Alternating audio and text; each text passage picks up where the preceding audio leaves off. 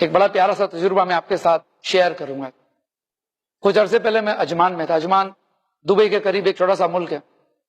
فجر کا وقت تھا, میں وہاں پہ نماز پڑھ رہا تھا, فجر کی نماز. بھری ہوئی مسجد تھی. نماز ختم ہونے کے بعد میں نے دیکھا ایک شخص موٹا پہلوان, مڈل کلاس کا لگ رہا تھا, کوئی پیسے والا نظر نہیں آ رہا تھا, ایک کونے میں بیٹھ کر دعا کر رہا ہے. اور دعا کرتے کرتے وہ رو رہا ہے, جیسے عزیزی کے ساتھ کوئی دعا کیسے کرتا ہے, روتے روتے دعا کر رہا ہے.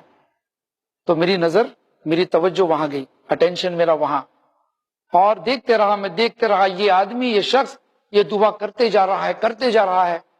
اتنے میں اس کا فون بجا, اس نے فون اٹھا کے بات کی. میں مسجد میں بیٹھا ہوں, صرف اللہ ہی سے تو دعا کر رہا ہوں اور کوئی چارہ ہے نہیں. مطلب بتا رہا تھا کہ پرابلم اتنی سیریس نظر آ رہی ہے کہ اللہ کے سوائے کوئی مدد نہیں کر سکتا. وہ رو رو کے دعا کر رہا ہے.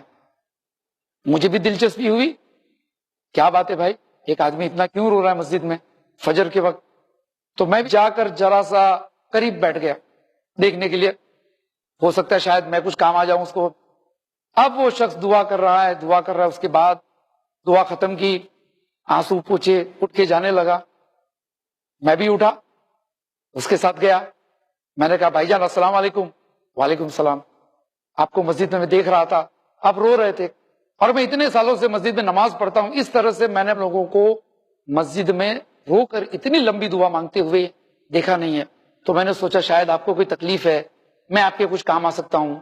تو کہنے لگا میری بھتیجی بیمار ہے اور ہاسپٹل میں ایڈمٹ ہے. اچھا دیکھو, بیٹی بھی نہیں ہے, بھتیجی ہے, بھائی کی بیٹی.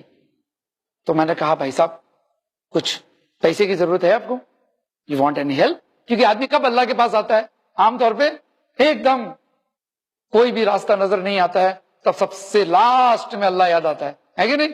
سارے سورسز ختم, دوست نے ہاتھ اوپر کر دیا, فرینڈز نے نہ کہہ دیا, پیرنٹس تو ڈانٹیں گے, ہیلپ ہی نہیں کریں گے, چاچا تو ڈیڈی کو شکایت کریں گے, nobody is there to help you. سب سے مدد مانگنے کے بعد پھر کہتے ہیں ایاک نعبد و ایاک نستعین, اے اللہ ہم تیری ہی عبادت کرتے, تجھی سے مدد مانگتے, حالانکہ سب سے لاسٹ میں ہے کہ نہیں. ابھی آدمی کہہ رہا ہے کہ میری بھتیجی بیمار ہے اور میں بڑا پریشان ہوں. تو میں نے کہا کچھ پیسے کی ضرورت ہے. بس یہ کہتے کہتے ہم مسجد کے باہر نکلے. تو جیسے ہی میں نے کہا بھائی کچھ پیسے کی ضرورت ہے, تو اس کے چہرے پہ چھوٹی سی مسکراہٹ آ گئی.